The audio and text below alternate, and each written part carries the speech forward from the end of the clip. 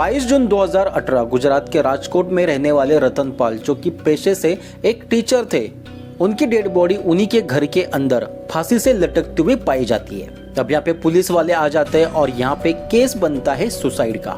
लेकिन जैसे जैसे इन्वेस्टिगेशन आगे बढ़ने लगता है, ये केस सुसाइड से बन जाता है एक मर्डर मिस्ट्री वाला केस। अब यहाँ पे रतनपाल की किससे दुश्मनी थी और किसने इतने बेहतरीन प्लानिंग से रतनपाल सिंह को मार दिया, क्या थी पूरी कहानी, जानेंगे आज की वीडियो में। इस मर्डर की कहानी शुरू होती है ठीक 6 महीने पहले से, जहाँ पे कहानी का मेन किरदार है विजया, जो कि रतनपाल की बीवी है। विजया की उम्र जो वो लगभग 60 के आसपास है, लेकिन उन्हें पैसे की और शारीरिक सुख की जो वो ज्यादा भूख थी, और इसी भूख के चलते वो नितिन नाम के एक लड़के के कांटेक्ट में आ जाती है, जहाँ पे इन दोनों का प्यार शुरू हो जाता है। अब यहाँ पे नितिन की उम्र जो वो महज सिर्फ 28 साल है, जहाँ पे विजया को अपने शरीर की प्यास बुझाने के लिए ऐसे ही नौजवान की जरूरत थी, और उसे नितिन के तौर पे वो नौजवान मिल जाता है। अब यहाँ पे दोनों में जो वो अच्छा खासा रिलेशनशिप शुरू हो जाता है। दोनों के प्यार की रेलगाड़ी जो वो गुफा में बहुत अच्छे से जा रही होती है। लेकिन अब यहाँ पे विजया के लिए सबसे बड़ा कांटा था उसका पति रतनपाल, जिसके रहते वो अपने बॉयफ्रेंड से जो वो ज्यादा मिल नहीं पा रही थी। यानी कि जब भी उसे जरूरत होती थी तब भी वो अपने बॉयफ्रेंड से नहीं मिल पा रही थी। अब यहाँ पे विजया का और नितिन का जो वो प्यार परमान चढ़ चुका था। ये दोनों किसी भी हालत में जो वो एक दूसरे के साथ जब भी चाहे एक दूसरे के साथ मौज मजाक करना चाहते थे।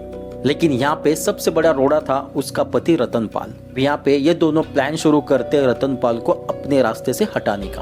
अब वही विजया को पता चलता है कि रतनपाल जो वो आने वाले 6 महीनों में रिटायर होने वाला है, और उसके रिटायर होते ही उसे अच्छा खासा जो वो टीचर का फंड मिलेगा, यानी कि अच्छी खासी अमाउंट जो वो उसे रिटायरमेंट पे मिलने वाली थी। उसी के साथ साथ जो वो घर की भी अच्छी खासी प्रॉपर्टी थी, जहाँ पे इन दोनों को कोई बेटा ना होने की वजह से अगर रतनपाल अगर यहाँ पे मर जाता है तो पूरी जायदाद जो वो विजया के नाम पे आ जाती, और उसी के साथ साथ उसका फंड भी विजया के नाम पे आता। लेकिन यहाँ पे रतनपाल का प्लान कुछ और होता है। उसके भाई के 2 बच्चे होते जिन्हें वो बहुत ज्यादा प्यार करता था, और वो चाहता था कि उसके बाद उसकी जो प्रॉपर्टी है और उसका फंड जो है वो उन्हीं 2 बच्चों को मिले। लेकिन यहाँ पे विजया ये सब कुछ नहीं चाहती थी, इसीलिए विजया जो वो प्लान शुरू करती है अपने ही हस्बैंड को जो वो रास्ते से हटाने का। अब इसी प्लान में वो नितिन को भी शामिल कर लेती है। अब यहाँ पे इंतजार किया जाता है रतनपाल के रिटायर्ड होने का। अब दिन आता है 14 जून, जिस दिन रतनपाल जो रिटायर्ड होने वाला था।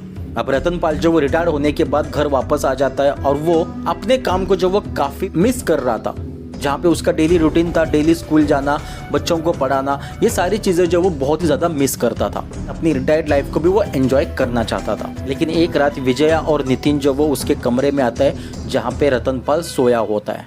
वो उसके गले में रस्सी डालकर उस रस्सी को उसके गले के आसपास जो वो टाइट कर देते हैं, जिस वजह से यहाँ पे रतनपाल की जो वो दम घुटने से मौत हो जाती है।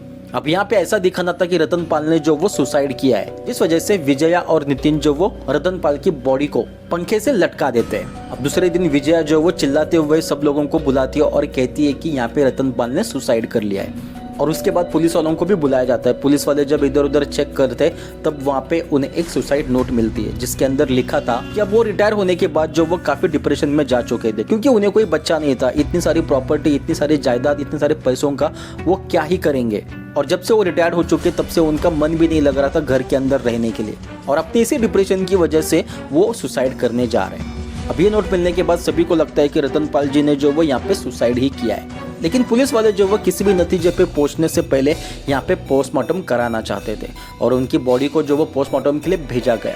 और जब पोस्टमार्टम की रिपोर्ट जब सामने आई तब पुलिस वालों के भी अपने होश उड़ गए। पोस्टमार्टम में लिखा आया था कि इनकी जान जो वो फांसी के फंदे की वजह से नहीं हुई, बल्कि रस्सी से इनका गला घोटा गया है। बहुत से ऐसी फॉरेंसिक जांच होती है जिसमें आदमी की मौत कैसे हुई, कब हुई, ये सारी बातें जो वो पोस्टमार्टम में पता चलती है। पुलिस वालों को पूरी तरह से शक जाता है उनकी बीवी विजया पे। अब वो विजया को उठाकर पुलिस स्टेशन लाते हैं और उससे पूछताछ करने लगते हैं। अब यहाँ पे विजया कोई हार्डकोर क्रिमिनल नहीं होती है। पुलिस वालों के दबाव देने पे वो यहाँ पे अपना मुंह खोल देती है, और वो कहती है कि हाँ, मैंने अपने ही हस्बैंड को मारा पैसों के लिए और अपने बॉयफ्रेंड के लिए। उसके बाद यहाँ पे नितिन को भी उठाया जाता है, और यहाँ पे दोनों को पुलिस वाले रतनपाल के मर्डर केस में अरेस्ट करते हैं। तो दोस्तों, यहाँ पे एक साइड पैसा और एक साइड अवैध संबंध की वजह से एक जान चली गई और 2 जिंदगियां बर्बाद हो गई। अगर वही अच्छे से रही होती तो अपने हस्बैंड के साथ एक अच्छी जिंदगी विजया ने गुजारी होती। लेकिन यहाँ पे कुछ लोगों के दिमाग जो वो ऐसी चीज़ों के पीछे भागने लगते जहाँ पे उन्हें सिर्फ और सिर्फ निराशा मिलती है, या फिर अगर पकड़े गए तो पूरी ज़िंदगी जेल में। अब यहाँ पे विजया और नितिन जो वो दोनों भी जेल के अंदर है और इस केस की सुनवाई जो वो अभी तक चल रही है, यानी कि बहुत ही जल्द जो वो उन्हें उम्र कैद की सज़ा तो यहाँ पे आसानी से मिल जाएगी। अब यहाँ पे विजय ने जो वो अपनी ज़िंदगी के 60 साल तो जिए ही थे, लेकिन नितिन जो कोई एक नौजवान लड़का था जिसकी उम्र महज सिर्फ 28 साल थी, और इतनी जल्दी वो जेल के अंदर पहुँच गया और बाकी बची कुची ज़िंदगी अब वो जेल के अंदर ही बिताएगा। तो दोस्तों बेहतर होगा कि ऐसी चीज़ों से थोड़ा सा दूर ही रहे और एक अच्छी खासी ज़िंदगी अगर जीनी है तो उसका सबसे बेहतरीन मूल मंत्र यही है कि अपने काम से काम रहो, किसी के बीच में मत जाओ और ना ही ऐसी किसी रिश्ते के बीच में आओ जो कि अवैध है।